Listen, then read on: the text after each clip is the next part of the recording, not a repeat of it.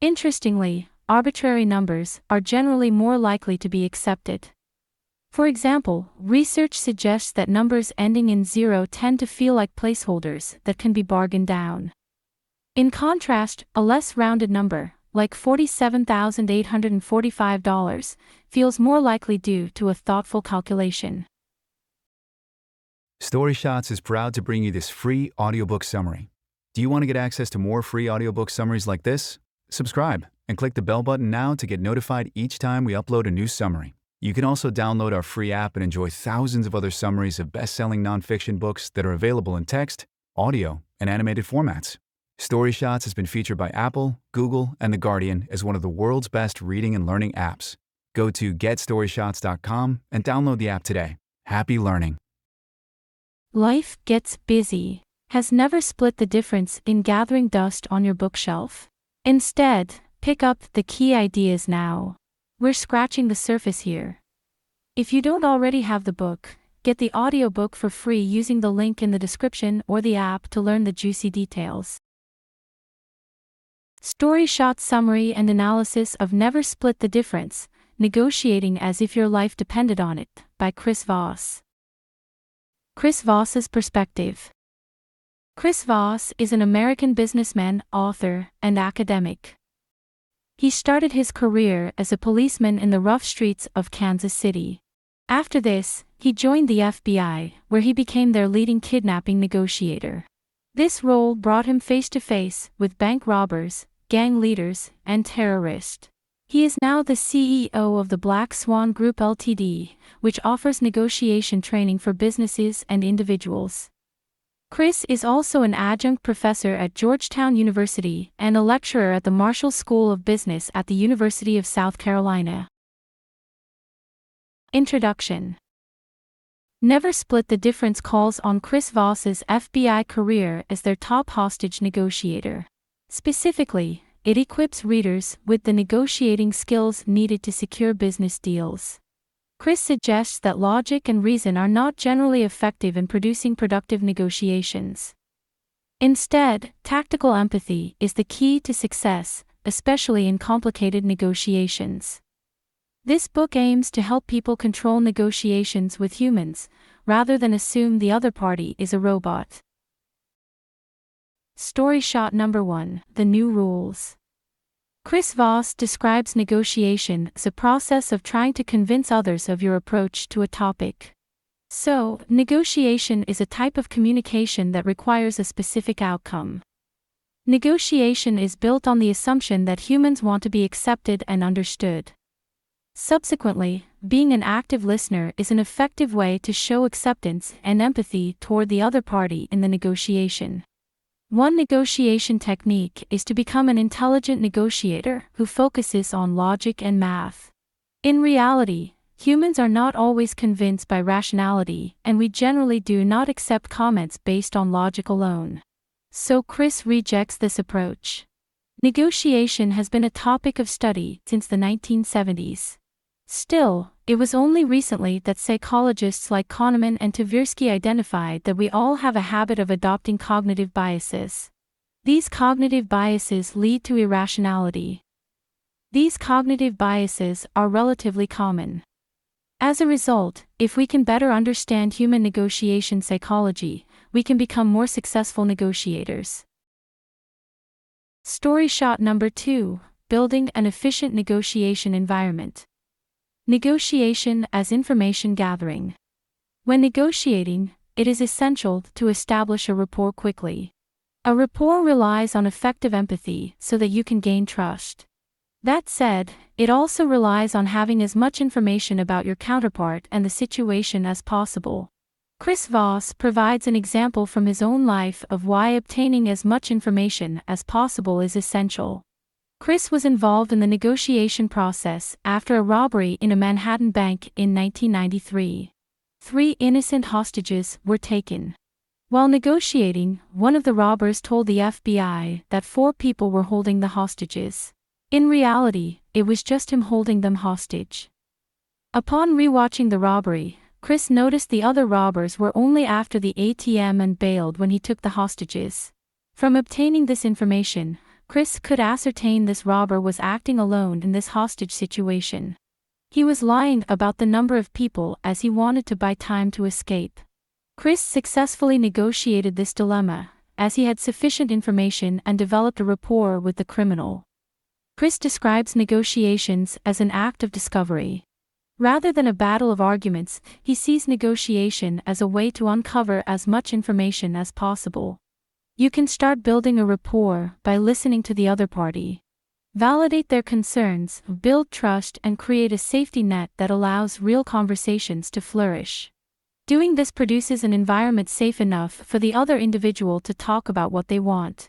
A rapport and trust depend on a slow negotiation process. If you seem in a hurry, the other party will feel like they are not being heard. The other party will also believe you are only negotiating for your benefit. The 3 voices for negotiation. According to Chris Voss, there are 3 types of voices available to negotiators. 1. The late-night FM DJ voice. Basically, you want to keep your voice calm and slow. You shouldn't use this voice at all times, but you can use it selectively when you want to create an aura of authority and trust. 2. The playful or positive voice. This should be your default voice. It's the voice of an easygoing, good-natured person. This voice will help encourage the other individual to start opening up. 3. The direct or assertive voice. This is the voice you should use most sparingly. This type of voice frequently creates pushback, so you should only use it if there is no alternative.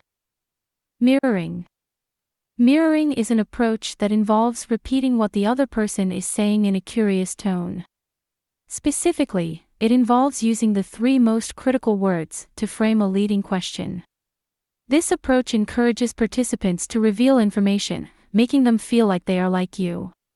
You are buying time and building a relationship that will help you gather more information to inform your future decisions. Chris provides an example of the effectiveness of mirroring via a study with waiters. Psychologist Richard Wiseman found that waiters received on average 70% more tips when they mirrored. So Chris Voss suggests you adopt this 5-step process with all your negotiations. 1. Use the late-night FM DJ voice, unless circumstances insist you use one of the other voices.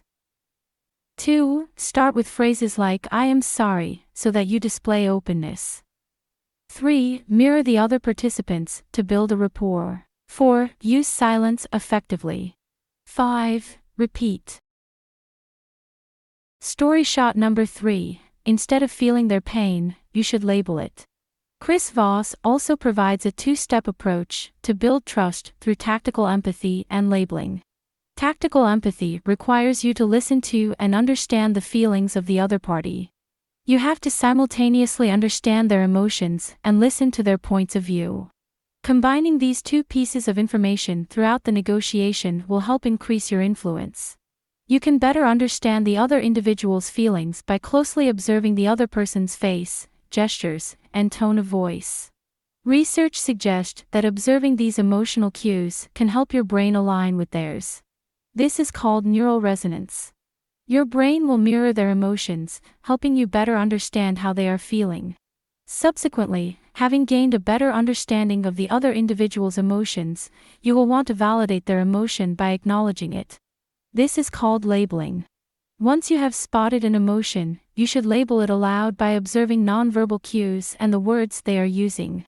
You should always start your label of emotions with one of the following phrases. 1. It seems like. 2. It looks like. 3. It sounds like. Chris emphasizes that labeling negative emotions can diffuse them, while labeling positives can reinforce them. Based on this, labeling can help to escalate situations. Story shot number 4. Don't be scared of using no tactically. Chris describes the word no as a powerful tool when negotiating.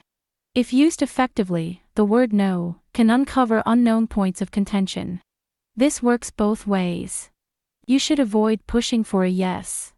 Pushing for a yes will not bring you closer to an agreement and potentially irritate the other party. Chris describes a no as the start of the negotiation rather than its end. For example, a party responding with no provides an excellent opportunity to probe them to clarify precisely what they don't want. Chris introduced 3 kinds of yes. 1. Counterfeit. This is when the party sees a yes response as the easiest escape route. The party had planned to say no but did not want to deal with the repercussions. 2. Confirmation. This is generally straightforward. The other party provides a reflexive response to a straightforward question. 3. Commitment. This is the most impactful type of yes. This type of yes will lead to a definite outcome, like signing a contract. You must learn which of these yeses is being used by the other party. Understanding this will help you guide the conversation forward and get to the center of the negotiation.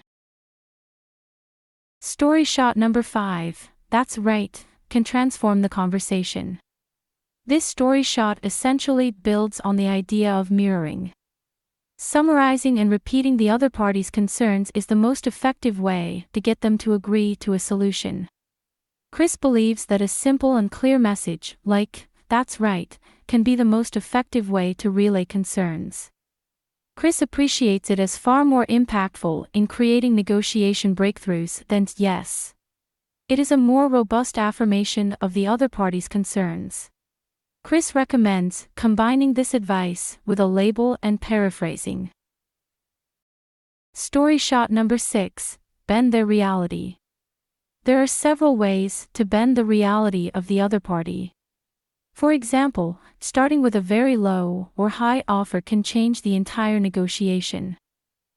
Similarly, Chris explains that using particular offers or ones that incorporate odd numbers can influence parties to compromise. Here are some approaches that Chris sees as the most effective in bending the other party towards your preferences. Earn a reputation for being a fair negotiator. Being fair does not mean you are a pushover. Instead, it means you are a shrewd negotiator who understands that both parties have preferences that need to be accounted for. Additionally, you can increase your chances of appearing fair by highlighting that you have something to lose if the deal falls through. Empathy is fundamental to bending the reality of the other party. Acknowledge the other party's fears and anchor their emotions in preparation for a loss. You want to inflame the other party's loss aversion, so they are willing to avoid loss by accepting an offer. Being the first to negotiate a price is not the best approach. If you let the other party anchor monetary negotiations, then there is the possibility that you might get lucky. For example, you might have negotiation experiences where the first offer of the other party is higher than your closing figure. In this instance, if you go first, you would agree on a lower price than you could have acquired. Although Chris recommends letting the other party go first, he also highlights the importance of withstanding the first offer. If they drive a hard bargain, you have to stand firm. Do not let their first offer lead to you being the one who bends their reality. You should always establish a range while explaining the evidence underlying your point. Therefore, Chris recommends establishing a ballpark figure with credible references to support your claims. For example, you should reference how people in similar roles earn between $120,000 and $140,000. This approach increases your chances of success. You are backing your points with evidence and leaving room for the other party to consider an offer around this range. The other party will be less defensive, as it sounds less like you are telling them what to do. You should always try to offer the other party materials that aren't important to you, but could be important to them. Doing so will make your offer appear reasonable, even if you are not giving up much. One way to do this is to pivot to non-monetary terms and ask what factors are crucial for them. Interestingly, arbitrary numbers are generally more likely to be accepted. For example, research suggests that numbers ending in 0 tend to feel like placeholders that can be bargained down. In contrast, a less rounded number, like $47,845, feels more likely due to a thoughtful calculation. Finally, Chris recommends surprising the other party with a gift. For example, after a rejection, you can sweeten a shrewd offer by giving them a completely unrelated surprise gift. Story shot number 7, create the illusion of control. Chris recommends using calibrated questions to create an illusion of control. For example, negotiators often suggest that the other party is in control by using questions that start with what or how. A calibrated question helps educate the other party on the problem, rather than causing conflict by telling them what the problem is. Chris provides a list of calibrated questions he uses in almost every negotiation. The questions are: what about this is important to you? How can I help make this better for us? How would you like me to proceed? What is it that brought us into this situation? How can we solve this problem? What are we trying to accomplish here? How am I supposed to do that? These questions will make the other party feel like they are in charge. That said, in reality, you are the one in charge. Story shot number 8, guarantee execution. You can guarantee execution in negotiations through observing body language and tone of voice. You have to use this nonverbal information to adapt to every element of the negotiation. Your aim in the negotiation is to get both consent and execution. Chris provides various tips for using subtle verbal and nonverbal communication to understand and modify the mental states of the other party. 1. Albert Mehrabian created the 7-38-55% rule. This rule states that only 7% of a message is based on the words used. 38% of the message comes from tone of voice, and 55% from body language. Pay close attention to the tone and body language of the other party. Identify if these match the literal meaning of the words they are trying to convey. If they don't align, it is apparent that they are lying. 2.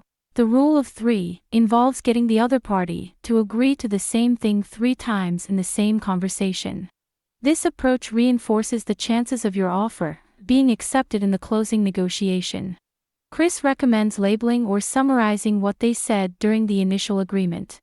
This should encourage them to agree for a second time. Then, for the third instance, you could use a calibrated question. 3. A Harvard Business School study found that, on average, liars use more words than those telling the truth. They also tend to use more third-person pronouns. 4. People often get tired of hearing their names. Switch tracks and use your name instead. This creates a sense of forced empathy and makes the other party see you as human. Story shot number 9, bargain hard. Negotiators use different styles to bargain. They can be analytical, accommodating, or even assertive. Progressive offers can make each style more successful. Suppose the other party is driving a hard bargain. In that case, you should aim to move the conversation away from monetary issues. For example, Chris encourages readers to use an encouraging voice and ask the other party to put prices aside for a moment. Suggest the other party considers other options that could make this a good deal for both of you. When bargaining, you always want to prevent confrontation. Collaboration is where you can obtain real bargains. Chris explains that using first-person pronouns, for example, I, is an excellent way to prevent confrontation. Using this type of pronoun brings the attention back onto you. You do not want to beg or appear too apologetic during these negotiations, as the issue is the unsolved deal, not you. Take some pressure off the negotiations by bringing the attention back to help encourage the negotiations. The Ackerman model. Chris speaks in detail about the Ackerman model. The Ackerman model is a method that aims to maximize your returns from counteroffers. It is a 6-step process that you should follow in this order. 1. Set your target price. 2. Set your first offer at 65% of your target price. 3. Calculate your 3 raises in prices. These prices should decrease in increments, for example, 85, 95, and then 100%. 4. Use your empathy and the different ways of saying no to encourage negotiations. This encouragement should help the other individual provide a counteroffer, which you should consider before increasing your offer. 5. When calculating the final amount you are willing to pay, you should use precise and arbitrary numbers rather than rounded ones. 6. Throw in a non-monetary item along with your final offer. This non-monetary item should ideally be something you don't want. This non-monetary item will also suggest to the other party that you are at your limit. Final summary and review of never split the difference. You should never be so eager to solve a conflict that you accept an inconvenient result for you. Making a compromise or accepting a bad deal is almost always a mistake. Chris calls this splitting the difference. Compromising will not always bring an effective outcome. For example, the other party in a negotiation may provide an offer. Upon compromising, they may suggest you make a further compromise. For example, a kidnapper holding somebody may hold a hostage and ask for ransom money. This would suggest that money is their motivating factor. That said, there is nothing to say that they won't also kill this individual as a message after obtaining the money. So Chris suggests you never split the difference. One way to avoid splitting the difference is to take your time. The other individual might start setting deadlines, but your job is to collect as much information as possible regarding your negotiations. Do not make rushed decisions. Chris explains that most deadlines are flexible and have simply been chosen randomly. The author provides an example of flexible deadlines from his time working for the FBI. The wife of a Haitian police officer was abducted, and the kidnappers demanded money.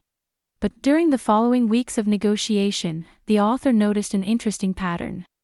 The kidnappers would insist on receiving ransom money on workdays. Then, as the weekend approached, they would stop their request and lie low. These actions led Chris to realize that the kidnappers had a partying habit, and that's why they needed the money. Once he understood this, the author also realized the deadlines were flexible and that he could negotiate a much lower price with them. As with most negotiations, information, patience, and time were essential to achieve a successful outcome. This was the tip of the iceberg. To dive into the details and support the author, get the audiobook for free using the link in the description or the app. Did you like the lessons here? Share to show you care or let us know by contacting our support at support@getstoryshots.com. We'd love to hear from you. Did you like this audiobook summary? Click the like button now to support our channel. If you don't want to miss out on new free audiobook summaries, subscribe and click the bell button. You can also download our free app and enjoy thousands of other summaries of best-selling nonfiction books that are available in text, audio, and animated formats. StoryShots has been featured by Apple, Google, and The Guardian as one of the world's best reading and learning apps. Go to getstoryshots.com and download the app today.